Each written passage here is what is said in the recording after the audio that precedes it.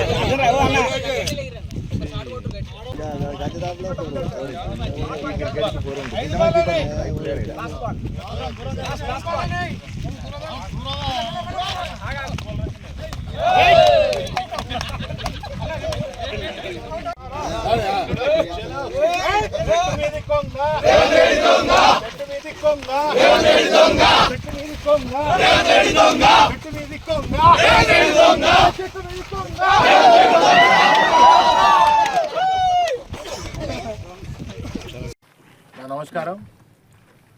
ఈరోజు కుదురుపాక గ్రామంలో, కుదురుపాక అంటే పాత కుదురుపాక మిడ్మానేర్లో మునిగిన కుదురుపాక గ్రామంలో రాజరాజేశ్వర మిడ్మానేర్ జలాశయంలో ఉన్నాము. కానీ జలాలు లేవు. మనం అంతా చూస్తున్నాము. ఎక్కడ చూసినా కూడా ఎడారిని తలపించే విధంగా ఇవాళ మన మిడ్మానేర్ జలాశయం కనబడుతున్నటువంటి నేపథ్యంలో ఒక దిక్కు ఎలినీనో మరి కరువు వచ్చే పరిస్థితుల్లో, ఒక దిక్కు గతంలో కాంగ్రెస్ ప్రభుత్వం ఉన్నప్పుడు ఇదే రైతన్న జూలై మాసం దాకా ఆకాశం దిక్కు చూసేటోడు సినుకెప్పుడు పడుతుందా అని. మళ్ళీ ఈరోజు కాంగ్రెస్ ప్రభుత్వం వచ్చింది, కరువు వచ్చేసింది. కరువు వస్తే కూడా ఆనాడు మరి కేసీఆర్ గారు ప్రాణాలకు తెగించి పోరాటం చేసింది తెలంగాణలో నీళ్లు నిధులు నియామకం చేయాలని. యావత్ సమాజంలో ప్రపంచ చరిత్రలో ఎక్కడినటువంటి విధంగా ఉద్యమాన్ని చేసి అనేక మంది మరి బలిదానాలై, వేల మంది బలిదానాలై అమరులైనటువంటి త్యాగ ఫలితంగా తెలంగాణ వచ్చింది. వచ్చిన తెలంగాణ ఎట్లుండాలనుకున్నాడంటే 24 గంటల కరెంటు, 24 గంటల నీళ్లు, మరి రైతు బంధు, రైతు మరి బీమా, అదేవిధంగా అన్ని వర్గాలు సుఖ సంతోషాలతో ఉండాలి. మరి ఆనాడున్నటువంటి కరువు కాటకాలతో అల్లాడినటువంటి తెలంగాణ ప్రాంతం.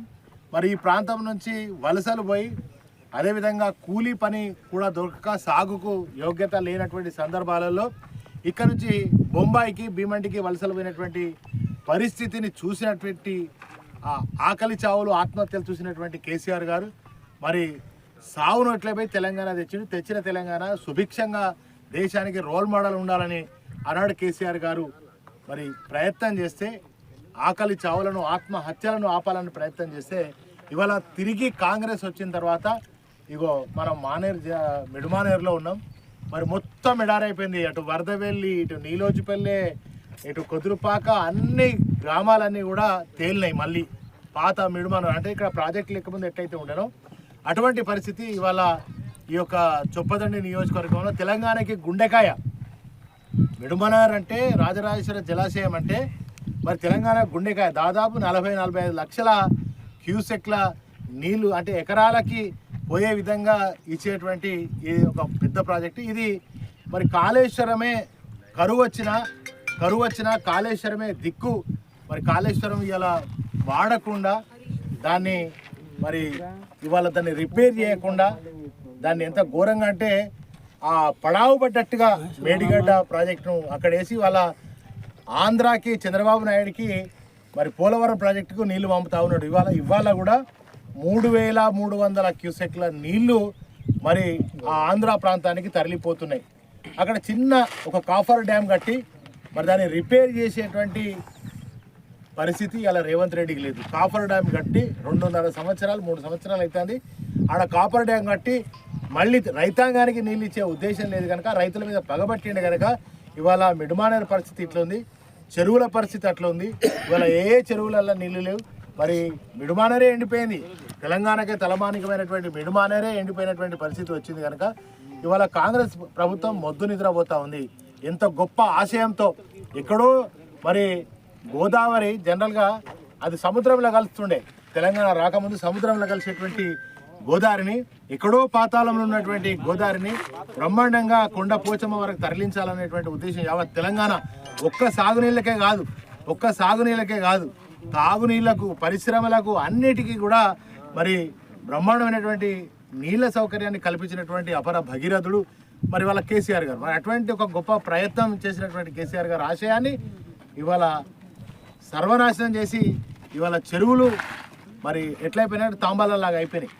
ఇవాళ జలాశయాలు కూడా తాంబాలలాగా అయిపోయేటువంటి పరిస్థితి వచ్చింది. ఇవాళ మిడుమానేరులో ఎంతున్నది 5-6 టీఎంసీల నీళ్లున్నాయి. ఇప్పుడు ఇక్కడ నుంచి కరీంనగర్ జిల్లా, జగిత్యాల జిల్లా, మరి అదేవిధంగా సిరిసిల్ల జిల్లాకి తాగునీరు మొత్తం ఇక్కడ నుంచే పోతుంది. ఇంకొక 4 రోజులు అయితే ఇదే పరిస్థితి కనుక ఉంటే తాగునీళ్ళు కూడా దొరకాయిగా. మళ్ళీ తాగు నీరు దొరకని పరిస్థితి, సాగునీరు లేనటువంటి పరిస్థితి తెలంగాణలో కల్పించేటువంటి మరి రేవంత్ రెడ్డి ప్రభుత్వం ఇప్పటికైనా కొద్దిగా సిగ్గు తెచ్చుకొని రైతు తెలంగాణకు తాగునీళ్ళు ఎట్లిద్దాం, పరిశ్రమలకు ఎట్లిద్దాం, వ్యవసాయ సాగుకు ఎట్లిద్దామని చెప్పి ఆలోచన చేయాల్సిందిగా నేను మరి రేవంత్ రెడ్డి గారి ప్రభుత్వాన్ని కోరుతా ఉన్నా. మరి ఇంత గొప్ప ప్రాజెక్టు ఇవాళ మొత్తం ఊర్లన్నీ తేలి ఉన్నాయి.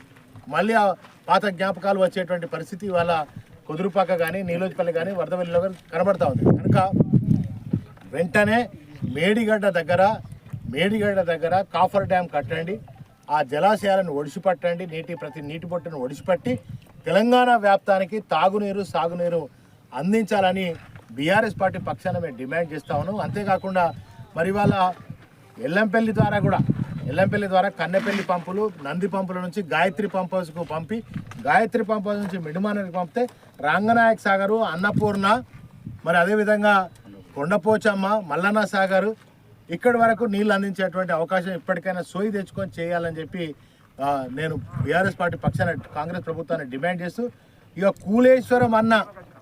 కూలేశ్వరం అన్న కాంగ్రెస్ నాయకులారా ఒక్కసారి మరి ఇవాళ మీరు ఈ మిడుమానేరుకు రావాలి. గోదావరి దగ్గర ఆ అమ్మ గోస చూడాలి. తలాపున బారే గోదావరి ఇవాళ మళ్ళీ ఎడారి అయిపోయి మళ్ళా చంద్రబాబు నాయుడు పోలవరానికి పంపిస్తుండు రేవంత్ రెడ్డి శిష్యుడు. కనుక తెలంగాణ ప్రాంత ప్రజలు, తెలంగాణ ప్రాంత రైతాంగం అంతా కూడా ఒకసారి ఆలోచన చేయండి. ఇప్పటికైనా సోయి తెచ్చుకొని దాన్ని రిపేర్ చేయాలి. ఎల్లంపల్లి దగ్గర వస్తున్నటువంటి ఈ జలాశయాలను కూడా ఒడిసిపట్టి మిడుమానేరుకు గాయత్రి పంప్ హౌస్ ద్వారా పంపాలి.